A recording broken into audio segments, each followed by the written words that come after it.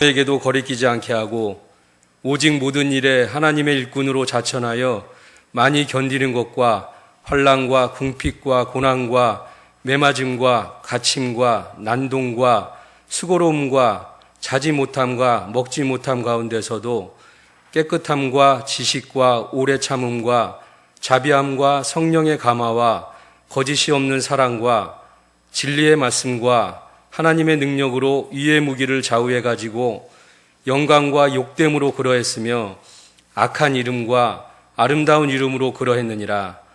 우리는 속이는 자 같으나 참되고 무명한 자 같으나 유명한 자요 죽은 자 같으나 보라 우리가 살아있고 징계를 받는 자 같으나 죽임을 당하지 아니하고 근심하는 자 같으나 항상 기뻐하고 가난한 자 같으나 많은 사람을 부요하게 하고 아무것도 없는 자 같으나 모든 것을 가진 자로다. 아멘.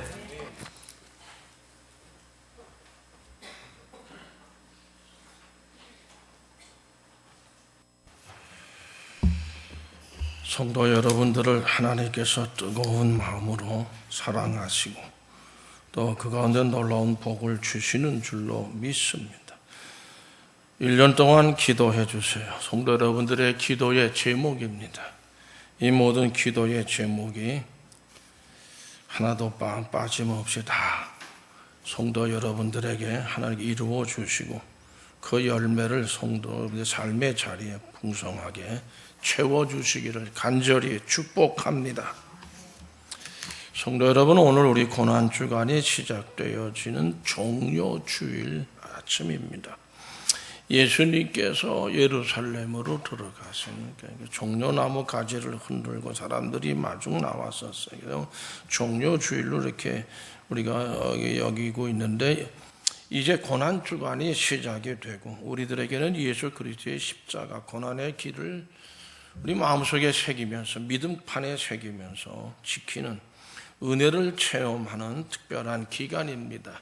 특별 새벽 기도의 한 주간이고 또 금식 기도의 한 주간이기도 합니다. 성도 여러분, 우리가 세상을 살다 보면 슬픈 일을 당하거나 상처를 입거나 고난을 당하는 일이 여러 가지로 많이 있습니다. 어떤 분은 하루아침에 재산을 다 날리거나 어떤 사람은 또 사랑하는 분과 사별을 하기도 하고 혹은 불치의 질병으로 낙심하게도 되는 경우가 있어요. 그런 일 외에도 우리는 크고 작은 일에서 정신적으로도 큰 상처를 받기도 하고 심한 궁지에 몰리게도 되는 경우도 우리는 경험합니다. 대개는 이런 경우를 당할 때 그런 상황을 받아들이는 자세에는 여러 가지가 있겠지만 특별히 우리 두 가지 행태로 이렇게 구분해서 생각해 봅니다. 첫째로는 그 모든 것에 대해서 부정적인 태도로 받아들이는 경우가 있습니다. 그 다음으로는 실제로 일어난 그 불행을 믿으려고 하지 않거나 후회하거나 자기 연민에 빠져서 절망하는 그런 그 모습도 있습니다. 또 이와 반대되는 일어난 사건을 사실로 받아들이면서 그것에 집착하지를 않습니다. 더 나아가서 적극적으로 새로운 길을 모색하거나 신앙으로 극복하는 자세가 또 있다. 첫 번째인 경우에는 대개 사람들은 거의 자기가 이 세상에서 가장 불행한 사람으로 생각하면서 왜 나한테 이런 불행한 일이 생기느냐, 자기만 그 불행한 그런 삶으로 생각을 하면서 그 불행한 일 사건들을 잊어버리지 못하고 자꾸 곱씹어요. 거기서 자기가 당하는 불행을 극대화시키는 거죠. 마침내 자포자기하고 이렇게 세상 사람들은 술독에 빠진다든지 말이죠. 엉망진창의 그런 삶을 이렇게 연출하는 사람들이 더러 많이 있습니다. 극단적인 경우에는 이 세상과 끝내고 마는 그런 경우도 있습니다. 성경에 나타나는 인물로 우리가 찾아보면 욥의 아내와 같은 사람 혹은 또 가룟 유다와 같은 사람이라고 우리가 볼 수 있습니다. 욥이라는 인물을 살펴보면 그는 하루아침에 모든 재산을 다 잃어버렸어요. 자녀들을 다 잃어버렸어요. 온몸에 극심한 피부병으로 인해서 재에 앉아서 귀와 조각으로 그걸 깨뜨려가지고 자기 몸을 푹푹 긁고 있을 때가 있었어요. 그의 아내가 그 모습을 보면서 너무 한심한 거예요. 당신이 그래도 자기의 순전을 지키느냐. 이거 하나님이 다 이렇게 하신 거 아니야? 당신이 그렇게 믿는 하나님. 하나님 앞에서 하나님을 믿고 의지하는 자기의 그 순전을 이래도 지키는 거냐? 하나님을 욕하고 죽어라. 대단한 부인입니다. 그 성격이나 하는 말을 하는 거 봐서는 그 냅다 소리를 질러. 오죽했으면 남편 보고 하나님을 저주하고 죽으라고 했을까? 그런 생각도 사실 할 수 있습니다. 갑자기 몰아닥친 불행 앞에서 이 여인은 어떻게 절망한 거죠. 거기에서 헤어날 수가 없었던 겁니다. 예수를 팔아넘긴 가룟 유다라는 사람도 마찬가지라고 생각합니다. 그가 저지른 일로 인해서 너무나도 엄청난 결과가 온 것에 대해서 그는 죄책감을 떨쳐버릴 수가 없었던 것으로 봅니다. 아마도 자기 스스로 자기는 지옥의 자식이 될 수밖에 나 같은 사람은 이거 자기가 생각해도 엄청난 사건으로 예수님을 팔아먹은 일이 번져나갔단 말이죠. 그 죄책감을 떨쳐버릴 수가 없었던 것으로 생각합니다. 아마도 자기 스스로 자기는 지옥의 자식이 아니냐, 그럴 수밖에 없었을 것이라고 생각합니다. 거기서 돌이킬 수 있는 길은 전혀 생각조차 하지 못하는 거죠. 스스로 목을 매달아 결국 어떻게 했어요? 죽고 말았어요. 가룟 유다. 사탄의 계략은 우리 인간들로 하여금 절망에는 절대로 너 이 절망에서 너 절대 거기 탈출할 수 없다, 이거 거기서 벗어날 수 없다, 이런 생각을 갖게 만드는 게 사탄의 역사예요. 그래서 거기서 벗어나려는 모든 의욕을 꺾어버립니다. 멸망의 길로 빠져들게 만드는 겁니다. 우리가 불행을 만나거나 고난을 당할 때 항상 이와 같은 사탄의 함정을 조심하고 유의해야 합니다. 반면에 이와는 달리 자기가 당한 불행이나 고난에서 좌절하지 않습니다. 거기서 탈출해서 새로운 길을 찾아가는 사람들이 있습니다. 가룟 유다와 비슷한 경험을 한 베드로라고 하는 인물이 바로 그런 인물로 저는 생각합니다. 베드로는 자기가 저지른 잘못에 집착하지 않고 곧 잊어버리고 부활하신 주님을 만납니다. 그러므로 그는 여전히 사도의 자리를 지켰고 사도 중에서도 첫 번째 사도죠. 그 자리를 지킬 수 있었습니다. 초대교회 지도자가 될 수도 있었어요. 사탄이 우리에게 가져다 주는 그런 씌우는 절망의 병, 우리의 마음을 꽉 그냥 씌워버린다. 그건 아주 두텁고 튼튼한 것 같습니다. 그러나 막상 들추어보면 꼭 그렇게까지 두터운 것도 아니에요. 어떻게 보면 아주 약한 것일 수도 있고요. 쉽게 거두어질 수 있는 것도 많아요. 성도 여러분, 위대한 위인들은 언제나 특징이 있어요. 자기 앞에 당하는 모든 고난에서 좌절하지 않았다는 거예요. 우리가 이제 그거 참 훌륭한 분이다 생각되는 그런 위인들은 언제나 자기 앞에 당하는 모든 고난에서 좌절하지 아니하고 새로운 희망의 길을 개척해 나간 사람들이 위인들을 살펴보면 대개가 다 그렇게 그랬어요. 그들의 삶의 모습이 특징이 있는 거죠. 성도 여러분, 오늘 함께 보신 고린도후서 6장에 보면 사도라고 하는 분이 12사도를 얘기합니다. 얼마나 극심한 고난들을 당했는지 알 수가 있습니다. 극심한 공경이 빠져 있었어요. 근데 참았어요. 참고 또 참았어요. 인내하고 또 인내했다. 매를 맞고 옥에 갇히고 폭동을 겪고 괴로운 노동을 하고 잠을 자지 못하고 굶주리고 그런 일들이 참 많았어요. 그러나 이러한 여러 가지 환난, 고난을 당하면서도 신앙의 순결을 지켰습니다. 믿음의 순결함을 지켰어요.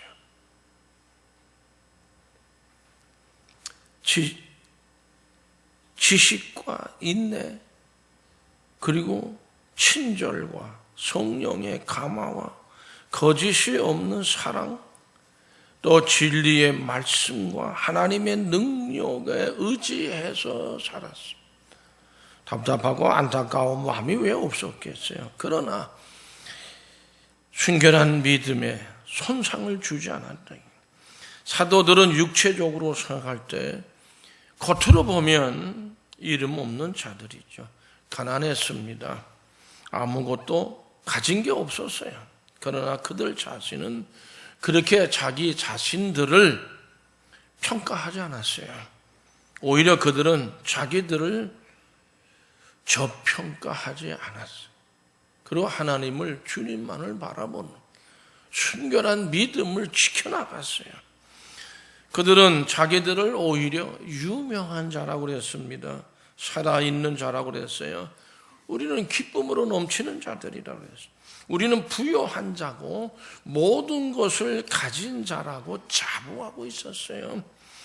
그것은 자기들을 육체로 판단하지, 육체의 어떤 조건들, 그런 것들로 자기네들을 거의 자부하지 않았어요.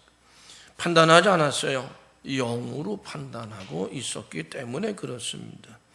이들이야말로 자기들이 당한 모든 환난에서 좌절하지 아니하고 인내했어요. 참 친절했어요. 사랑했어요. 능력으로 넘쳤어요. 성령으로 영적인 세계를 향해서 나간 거예요. 현실에 우리 육의 생활만을 바라보다 보지 않았어요. 우리는 이들에게서 오늘 우리가 당할 수 있는 모든 불행, 고난을 극복하는 길을 찾아야 하리라고 믿습니다. 그러므로 우리가 해야 될 일이 뭘까요? 고난을 당할 때, 참 이걸 이겨내기 힘든 고난을 당할 때 우리는 무엇을 해야 될까요? 원망, 불평, 그거 없어야 돼요. 오히려 인내로서 그 고난을 극복하고 새로운 길을 찾아가야 합니다. 사도들의 극심한 환난과 공경에서도 변함없이 참았다고 했습니다. 많은 사람들이 불행을 당할 때 남을 원망하고 불평하고 탄식하고 그 불행을 되씹는 사람들이 있습니다. 그러나 그러한 태도나 자세는 문제를 해결하는데 아무런 도움이 되지 않는다. 일부 예배에서 하지 않은 얘기를 한 가지 하려고 합니다. 우리 강세훈이 후에 또 하나가 있었어요. 근데 결국 잃었어요. 그때 제가 들었던 얘기는 그겁니다. 전도사님. 그때 전도사 때 했거든요. 전도사님의 아들이 왜 그렇게 됩니까? 전도사님의 아들이라고 그렇게 안 된다는 보장이 있습니까? 하나님 보장하셨어요. 그러니까 그런 얘기 들을 때 별로 마음이 편치 못했어요. 안타까웠죠. 어쨌든 젖을 못 빨았어요. 그냥 그걸 젖병을 들고 이렇게 이런 플라스틱 병을 꽉꽉 눌러가면서 이게 흘려 넣어줘야 그거를 젖도 먹었어요. 그랬어요. 그때 어떤 그런 얘기 들으면 이거 뭐 전도사님도 인간인데 그럴 수 있죠. 그런 일이 있을 수 있죠.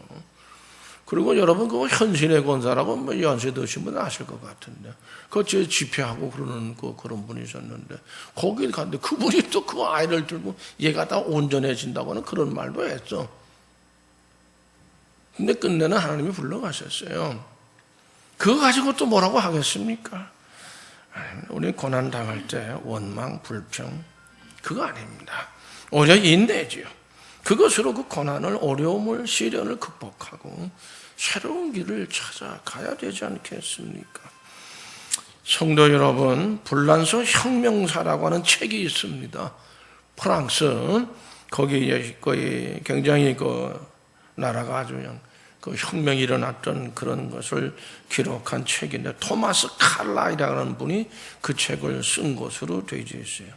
사실 그 책은 그게 처음에 쓰여져서 나온 그런 책이 아니고 두 번째로 다시 쓴 책으로 알려져 있습니다.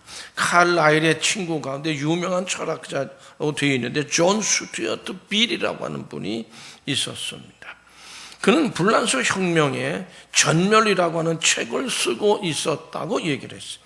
근데 때마침 칼라일의 불란서 혁명사를 이미 다 썼다고 하는 말을, 자기는 지금 불란서 혁명의 전멸이라고 하는 그 제목으로 글을 쓰고 있는데 자기 친구는 이미 불란서 혁명사를 다 썼다, 이런 말을 듣고 보니까 그거를 좀 빌려달라고 했다고 합니다. 칼라일은 천신만고 끝에 쓴 원고였지만 우정 친구거든요.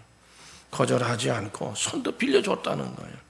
존 스튜어트 빌은 고맙게 여기고 소중히 간직하면서 그 책을 읽었다는 거예요. 읽다가 이제 어느 날 밖에 나갈 일이 나갔다 들어왔겠죠. 집에 들어와 보니까 그 원고 뭉치가 보이질 않았어요.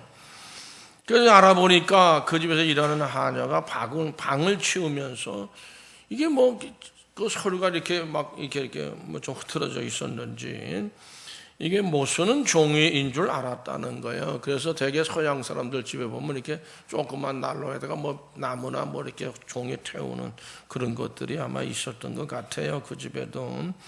그러니까는 이게 불쏘시개로 써도 되는 건가 보다. 거기다 다 불태워버렸다.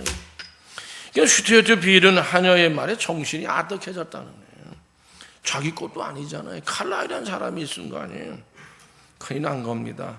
그는 한 걸음에 칼라일에게 달려갔다는 거죠. 100배 사죄하면서 그 사실을 스튜어트 빌에게 알린 거예요. 그자 이 칼라일은 여보게 빌, 너무 걱정하지 말아요. 이왕 그렇게 버린 거 할 수 있겠나요? 그런 말을 하면서 오히려 그를 위로하고 아무런 원망이나 불평을 하지 않았을 뿐만 아니라 그 일에 대해서는 다시는 입 밖에 내질 않았다. 그리고 그 이튿날부터 다시 펜을 들어서 갖은 고생 끝에 다시 그걸 또 쓴 거예요. 아마 힘들 거라고 생각합니다. 저는 이거 보면서 일부 예배 때 한 얘기 아니지만은 설교문을 전 다 작성하거든요. 컴퓨터에다 입력을 시키는 말이죠. 근데 어떨 때는 컴퓨터가 이게 잘못돼가지고 싹 다 지워질 수가 있어요. 몇 번 그런 적이 있었어요. 아주 아피카카. 오늘 설교 어떻게 하지? 진짜 난감합니다. 아마 이건 페이지 수가 한 이만큼 될 거예요. 근데 이게 수백 페이지 되는 거를 불태워 버렸으니 말이에요. 근데 그 이튿날부터 다시 펜을 들고 갖은 고생을 다 하면서 써냈다. 또 원고지에다 다 썼겠죠. 그것이 오늘날 전해지는 불란서 프랑스 혁명사라고 하는 그 책입니다. 만큼 두꺼워요, 책이. 만큼 두꺼워요.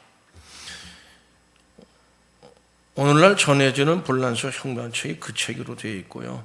그의 친구 빌이 살아있는 동안에 일체 거기에 대한 말은 안 했다는 거예요. 고난을 당할 때 불평과 원망은 사실 생각해 보면 아무런 도움이 안 되죠. 없어졌는데, 불태워졌는데 어떻게 해? 대신에 인내로 그것을 극복해 나갈 때 거기에 새로운 길이 열릴 것이라고 하는 것이죠. 그래서 오늘날의 프랑스 혁명사가 그래서 또다시 만들어진 거라는 거죠. 두 번째로는 고난을 당할 때 낙심하고 좌절하는 대신에 하나님을 온전히 의지하면 고난을 변하여 기쁨으로 하나님이 만들어 주실 것이라는 믿음을 가져야 참으로 귀한 믿음의 모습인 줄로 생각합니다. 이건 하나님의 뜻인가 보다 하나님께 맡기고 마는 거예요. 사도 바울은 말하기를 고난당할 때 진리의 말씀과 하나님의 능력으로 살았다고 고백하고 있어요. 바울과 실라가 빌립보에서 전도하다가 그 전도하지 말라는 관리들의 말에 귀도 안 맞고 말이죠. 계속 전도를 했어요. 그러다가 붙들렸어요. 감옥에 들어갔어요. 그들은 옥중에서 착고에 채인 채로 갇히고 말았어요. 그러나 바울과 실라는 낙심하거나 슬퍼하지 아니하고 오히려 더 큰 소리로 감옥의 찬송을 불렀습니다. 기도를 더 큰 소리로 했습니다. 그때 어떻게 됐어요? 지진이 났어요. 옥문이 열렸습니다. 그 감옥에 간 죄수들이 착고가 다 풀렸다고 그랬어요. 그렇습니다. 이것이 고난을 받아들이는 믿음의 사람들의 자세입니다. 슬퍼하고 낙심하는 것이 아니라 찬송을 부르며 기도를 하는 겁니다. 그러면 고난은 어느덧 변하여 새로운 삶의 길로 나가는 출구가 되는 겁니다. 요셉이 형들의 질투와 시기로 형들에 의해서 어떻게 됐죠? 구멍에 집어 던져져서 죽을 뻔했어요. 근데 큰형의 도움으로 다시 살아나지 않았습니까? 그래서 마침 미디안 대상들이 애굽으로 가는 일행을 만나다 보니까 거기다가 형들이 팔아버렸어요. 그래가지고 애굽의 보디발이라는 장군의 집에 종으로 팔려간 거죠. 거기서도 어떻게 했어요? 부인이 유혹을 했어요. 거절했어요. 하나님을 믿는 사람으로서 그런 일을 할 수 없다. 결국 그 보디발 장군의 그 부인이 거기다가 죄를 씌워서 자기가 유혹을 해놓고 이 요셉이 자기를 유혹했다 그래가지고 어떻게 됐습니까?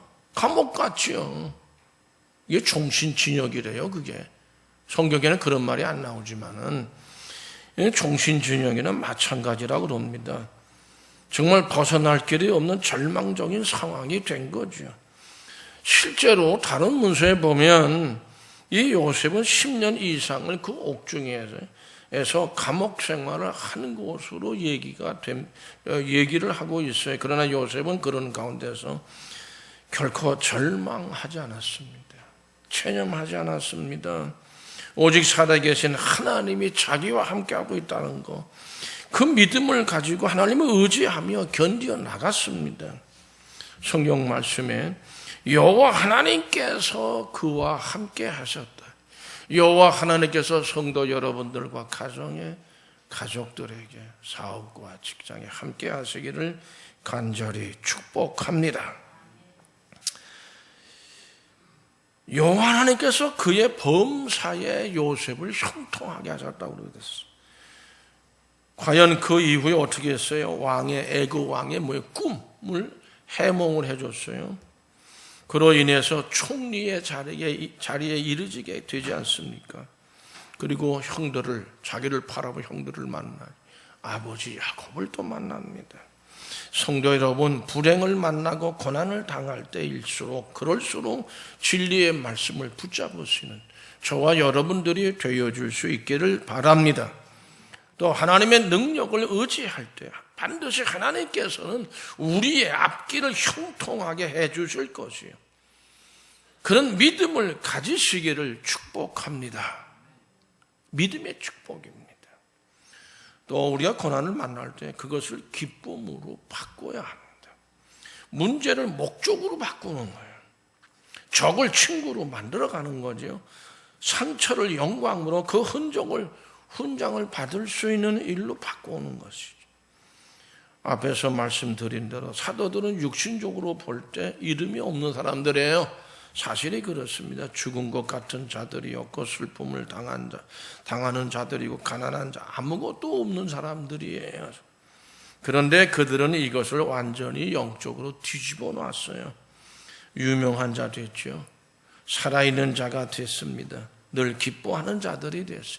많은 사람을 부여하게 하는 자들로 늘 축복을 하니까 모든 것을 가진 자로서 자부했어요. 우리는 부족하고 하나님의 것, 하나님이 세상을 만든 하나님 만든 거 다 우리 것이다. 자부했어요. 성도 여러분, 어려서 맹인이 되는 한 소녀의 이야기가 있습니다. 그 소녀의 고백인데요. 나는 2년 전에 시력을 잃고 맹인이 되었습니다.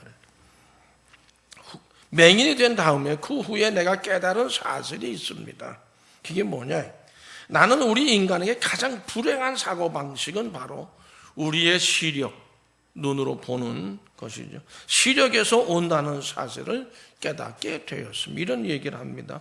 내가 맹인이 되기 전에는 다른 사람들이 값비싼 옷을, 아주 고급스러운 옷을 걸치고 다니는 것을 보고 자기의 누추한 옷으로 인해서 적지 않게 불만을 품고 있었다. 나는 왜 밤낮 이런 옷만, 추한 옷만 입고 다니느냐. 또 예쁜, 아주 미인인 사람들을 봤나 보죠. 볼 때마다 내가 그 사람처럼 예쁘지 못한, 미인이 못된 것을 한탄했었다는 겁니다. 그런데 나는 우리의 가장 큰 기쁨을 주는 생각은 어두움 가운데, 볼 수 없는 가운데 생겨나는 것이다 라고 하는 것을 깨닫게 됐다는 거예요. 사람들은 사랑하는 사람과 키스를 할 때 눈을 감습니다. 사실입니까? 저는 잘 모르겠어요. 눈을 감는 건지. 또 부드러운 음악을 감상할 때도 눈을 감죠. 음악이 너무 좋다. 하나님과 대화를 할 때도 기도할 때 다 눈 감잖아요. 그러나 나는 눈으로 보지 못하지만 나의 삶을 기쁨으로 구가하고 있습니다. 기쁨으로 오히려 눈으로 보지 못하는 그 상태를 오히려 즐겁게 살고 있다는 얘기죠. 성도 여러분, 이 소녀는 고난을 기쁨으로 바꾼 거예요. 전에는 알지 못하던 세계를 이제는 보면서 기쁨을 가지게. 그러니까 눈이 떠 있을 때는 그런 걸 몰랐는데 눈을 감고 보니까 오히려 기쁨을 가지게 됐다는 거예요. 또 이런 얘기도 있습니다.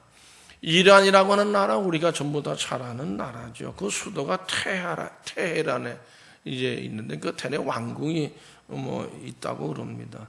그 왕궁으로 들어가는 입구부터 오색 찬란한 유리로 덮여 있어서 아주 눈부시게 빛이 난다고 그럽니다. 못 가봐서 잘 모르겠지만 천정이 아마 둥근 것 같아요.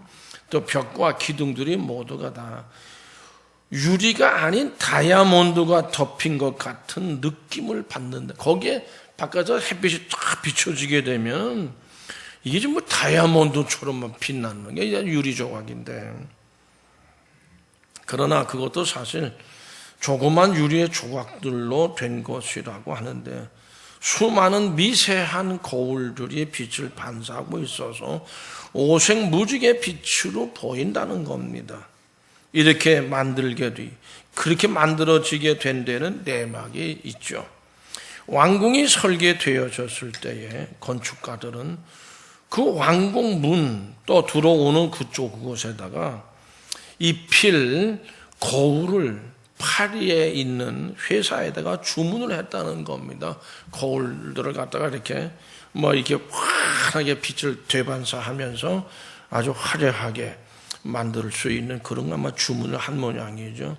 근데 주문한 거울이 테헤란 거기에 도착했을 때에 운반하는 도중에 거울이 모두 다 깨져버렸다는, 아마 관리를 잘 못했던 것 같습니다. 깨진 유리 조각은 헤아릴 수 없을 만큼 많아. 그렇겠죠. 아무래도 그것을 모두 버리려고 했다. 이거 쓸모없잖아요. 다 버려야 된다. 이렇게 된 게 결론이. 그때 아주 귀한 한 사람이 이런 말을 했다고 그럽니다. 아닙니다. 이게 버리지 말라는 얘기죠. 어쩌면 깨져 있기 때문에 더 아름다울지도 모릅니다. 그래서 오히려 깨지지 않은 것까지 작은 유리 조각으로 깼어요. 그것으로 모자이크식으로 벽에다가 입혔다는 거예요. 이걸 전부 다 그 사람이 한 일인 거로 생각해요. 근데 다 만들어 놓고 보니까 그것이 무지개 색깔로 말이에요. 다이아몬드 같은 색깔로 오색 영롱한 빛을 햇빛이 비춰서 반사가 되니까 그런 빛으로 바라게 되었다는 거예요. 지금도 가면 그게 명물인가 봐요. 거기 테헤란 가시는 분들 한번 가서 보세요. 그리고 사진 좀 찍어서 저한테 보내주세요. 성도 여러분, 깨어져서 더욱 아름다운 것이 있습니다. 저는 참 가슴이 이 말을 생각하면서 그렇지, 깨어져서 더욱 아름다운 것이 있다. 성도 여러분, 여러분들에게 상처가 있습니까? 그렇다면 그것을 하나님께 맡기십시오. 하나님께서는 그것의 안팎을 바꾸어 주실 줄로 믿습니다. 그것은 뒤바뀌어져서 여러분의 승리의 면류관 위에서 상처 대신에 영광으로 빛나게 될 줄로 믿습니다. 깨져버린 유리 조각을 다이아몬드로 볼 수 있는 눈을 우리 가질 수 있어야 합니다. 그러면 전혀 새로운 삶의 차원을 보게 될 것이라는 것이죠. 나의 생애가 깨져버린 유리 조각 같다 할지라도 절망하거나 그러므로 포기하지 말아야 합니다. 하나님은 깨진 나의 생애의 조각들을 주워 모아서 전혀 새롭고 찬란한 생애를 만드시는 분이 우리의 하나님입니다. 성도 여러분, 하나님께서는 고난의 그 험한 길을 걸으신 주님을 무엇으로 바꿔놓으셨어요? 부활의 영광된 생애로 바꿔놓으신 분이 하나님 아버지시죠. 하나님만을 바라보십시오. 성도 여러분, 하나님만을 바라보는 믿음, 그 믿음으로 우리는 나가야 합니다. 우리가 살아가는 삶의 길에 고난이라고 하는 거 없어야 된다가 아니라 오히려 필연적인 것일 수 있다고 생각합니다. 단지 문제는 우리가 이것을 어떻게 받아들이느냐 하는 것이죠. 부정적으로 받아들여서 자기의 생애를 파멸로 이끌어가느냐, 아니면 적극적으로 그 고난을 헤쳐나가면서 절망의 길을 헤쳐나가면서 새로운 삶을 창조하느냐, 그것이 문제입니다. 이제 우리는 원망과 불평 대신에 인내로 참고 또 참으면서 기다리고 체념하기 전에 하나님을 온전히 바라보고 하나님의 도우심을 바라보고 그래서 고난을 기쁨으로 바꾸어 간다면 하나님은 우리의 생애 속에 놀라운 기적의 역사를 이루어 주실 줄로 믿습니다. 언제나 고난을 딛고 일어나 승리하는 우리 모두가 되어줄 수 있기를 간절히 축복합니다. 주님의 고난은 부활의 승리가 이미 약속되어져 있었어요. 그와 같이 우리의 삶의 고난도 승리로 이미 약속되어져 있는 줄로 믿으시기를 간절히 바랍니다. 기도하시겠습니다. 우리 아버지 주님의 고난은 부활의 승리가 약속되어져